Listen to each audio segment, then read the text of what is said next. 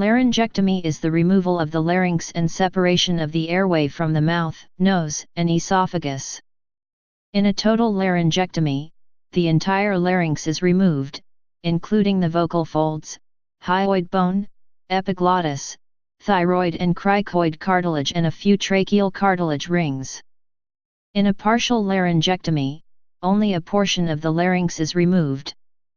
Following the procedure, the person breathes through an opening in the neck known as a stoma. This procedure is usually performed by an surgeon in cases of laryngeal cancer, and an individual's quality of life can be affected post-surgery. Many cases of laryngeal cancer are treated with more conservative methods, surgeries through the mouth, radiation, and/or chemotherapy. A laryngectomy is performed when these treatments fail to conserve the larynx or when the cancer has progressed such that normal functioning would be prevented. Laryngectomies are also performed on individuals with other types of head and neck cancer. Post-laryngectomy rehabilitation can include voice restoration, oral feeding, and more recently, smell and taste rehabilitation. Incidence/prevalence. In 2017, there were over 13,000 new laryngeal cancer cases in the United States, 3.1 per 100,000. The number of new cases decreases every year at a rate of 2.4%, and this is believed to be related to decreased cigarette smoking in the general population. The number of laryngectomies performed each year in the U.S. has been declining at an even faster rate thanks to the development of less invasive techniques. Only 50,000 to 60,000 laryngectomies have been performed in this country to date. Identification. To determine the severity/spread of the laryngeal cancer and the level of vocal fold function, indirect laryngoscopies using mirrors, endoscopies, rigid or flexible, and/or stroboscopies may be performed. Other methods of visualization using CT scans, MRIs and PET scans and investigations of the cancer through biopsy can also be completed. Acoustic observations can also be utilized, where certain laryngeal cancer locations, e.g. at the level of the glottis, can cause an individual's voice to sound hoarse. Examinations are used to determine the tumor classification, TNM classification, and the stage, 1 to 4, of the tumor. The increasing classifications from T1 to T4 indicates the spread/size of the tumor and provides information on which surgical intervention is recommended, where T1, T3, smaller tumors, may require partial laryngectomies and T4, larger tumors, may require complete laryngectomies. Radiation and/or chemotherapy may also be used. The airways and ventilation after laryngectomy. The anatomy and physiology of the airways change after laryngectomy. After a total laryngectomy, the individual breathes through a stoma where the tracheostomy has created an opening in the neck. There is no longer a connection between the trachea and the mouth and nose. These individuals are termed total neck breathers. After a partial laryngectomy, the individual breathes mainly through the stoma, but a connection still exists between the trachea and upper airways such that these individuals are able to breathe air through the mouth and nose. They are therefore termed partial neck breathers. The extent of breathing through the upper airways in these individuals varies and a tracheostomy tube is present in many of them. Ventilation and resuscitation of total and partial neck breathers is performed through the stoma. However, for these individuals, the mouth should be kept closed and the nose should be sealed to prevent air escape during resuscitation. Complications. Different types of complications can follow total laryngectomy. The most frequent postoperative complication is pharyngocutaneous fistula, PCF, characterized by an abnormal opening between the pharynx and the trachea or the skin resulting in the leaking of saliva outside of the throat. This complication, which requires feeding to be completed via nasogastric tube, increases morbidity, length of hospitalization, and level of discomfort, and may delay rehabilitation. Up to 29% of persons who undergo total laryngectomy will be affected by PCF. Various factors have been associated with an increased risk of experiencing this type of complication. These factors include anemia, hypoalbuminemia, poor nutrition, hepatic and renal dysfunction, preoperative tracheostomy, smoking, alcohol use, older age, chronic obstructive pulmonary disease, and localization and stage of cancer. However, the installation of a free flap has been shown to significantly reduce the risks of PCF. Other complications such as wound infection, dehiscence and necrosis, bleeding, pharyngeal and stomal stenosis, and dysphagia have also been reported in fewer cases. Rehabilitation. Voice restoration. Total laryngectomy results in the removal of the larynx, an organ essential for natural sound production. The loss of voice and of normal and efficient verbal communication is a negative consequence associated with this type of surgery and can have significant impacts on the quality of life of these individuals. Voice rehabilitation is an important component of the recovery process following the surgery. Technological and scientific advances over the years have led to the development of different techniques and devices specialized in voice restoration. Available methods for voice restoration. For tracheoesophageal speech, a voice prosthesis is placed in the tracheoesophageal puncture, TEP, created by the surgeon.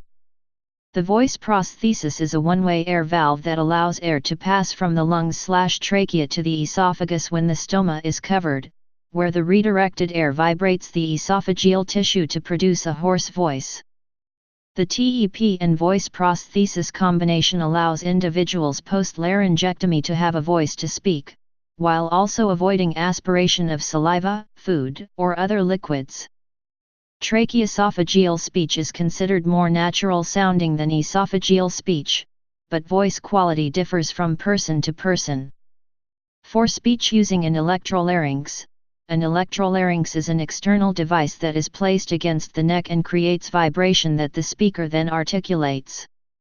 The sound has been characterized as mechanical and robotic. For esophageal speech, the speaker pushes air into the esophagus and then pushes it back up, articulating speech sounds to speak. This method is time-consuming and difficult to learn and is less frequently used by laryngectomies.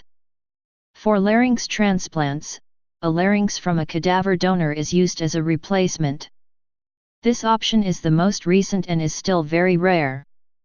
For individuals using tracheoesophageal or esophageal speech, botulinum toxin may be injected to improve voice quality when spasms or increased tone, hypertonicity, is present at the level of the pharyngoesophageal segment muscles. The amount of botulinum toxin administered unilaterally into 2 or 3 sites along the pharyngoesophageal segment varies from 15 to 100 units per injection. Positive voice improvements are possible after a single injection, however outcomes are variable. Dosages may need to be readministered, individual dependent, after a number of months, where effective results are expected to last for about 6 to 9 months. Oral feeding. The laryngectomy surgery results in anatomical and physiological changes in the larynx and surrounding structures. Consequently, swallowing function can undergo changes as well, compromising the patient's oral feeding ability and nutrition. Patients may experience distress, frustration, and reluctance to eat out due to swallowing difficulties. Despite the high prevalence of post-operative swallowing difficulties in the first days following the laryngectomy, most patients recover swallowing function within 3 months. Laryngectomy patients do not aspirate due to the structural changes in the larynx, but they may experience difficulty swallowing solid food. They may also experience changes in appetite due to a significant loss in their senses of taste and smell. In order to prevent the development of pharyngocutaneous fistula, it is common practice to reintroduce oral feeding as of the 7th to 10th day post-surgery, although the ideal timeline remains controversial. Pharyngocutaneous fistula typically develops before the reintroduction of oral feeding, as the pH level and presence of amylase in saliva is more harmful to tissues than other liquids or food. Whether the reintroduction of oral feeding at an earlier post-operative date decreases the risk of fistula remains unclear. However, early oral feeding, within 7 days of the operation, can be conducive to reduced length of hospital stay and earlier discharge from the hospital, entailing a decrease in costs and psychological distress. Smell and taste rehabilitation. A total laryngectomy causes the separation of the upper air respiratory tract, pharynx, nose, mouth, and lower air respiratory tract, lungs, lower trachea. Breathing is no longer done through the nose, nasal airflow, which causes a loss/decrease of the sense of smell, leading to a decrease in the sense of taste. The nasal airflow inducing manoeuvre, NIM, also known as the polite yawning maneuver, was created in 2000 and is widely accepted and used by speech-language pathologists in the Netherlands, while also becoming more widely used in Europe. This technique consists of increasing the space in the oral cavity while keeping the lips closed, simulating a yawn with a closed mouth by lowering the jaw, tongue, and floor of the mouth. This causes a negative pressure in the oral cavity, leading to nasal airflow. The NIM has been recognized as an effective rehabilitation technique to improve the sense of smell. Quality of life.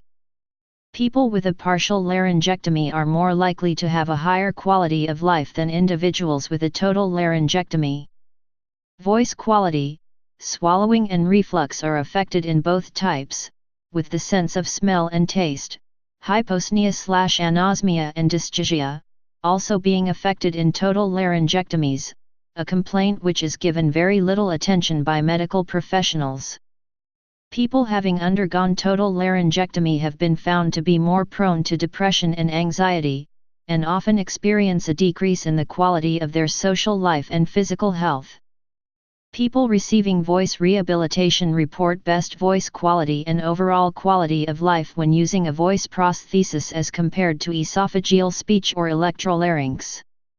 Furthermore, individuals going through non-surgical therapy report a higher quality of life than those having undergone a total laryngectomy.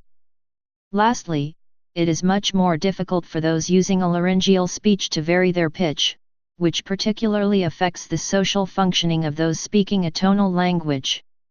Please subscribe and thanks for watching.